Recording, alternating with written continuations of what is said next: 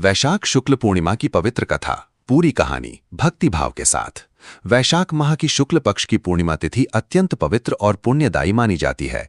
इस दिन का महत्व इतना अधिक है कि इसे पुण्य पूर्णिमा भी कहा जाता है। इस दिन स्नान, दान और व्रत करने से मनुष्य को असीम फल प्राप्त होता है। कहानी की शुरुआत प्राचीन समय की बात है।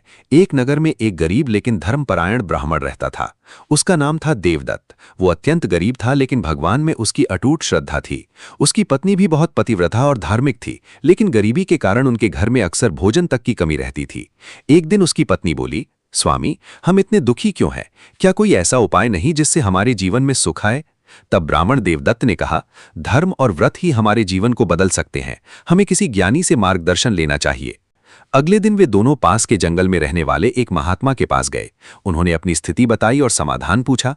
महात्मा मुस्कुराए और बोले, यदि तुम सच्चे मन से वैशाख शुक्ल पूर्णिमा का व्रत करोगे, स्नान दान करोगे और भगवान विष्णु की पूजा करोगे तो तुम्हारे सभी कष्ट नष्ट हो जाएंगे। उन्होंने व्रत की विधि भी बताई। सुबह जल्दी उठकर पवित्र नदी में स्नान करना, भगवान विष्णु का पूजन करना, गरीबों को दान देना और दिन भर व्रत रखकर कथा सुनना। ब्राह्मण और उसकी पत्नी ने पूरी श्रद्धा से व्रत किया। उन्होंने सुबह स्नान किया, भगवान का ध्यान किया और अपनी क्षमता अनुसार दान भी दिया।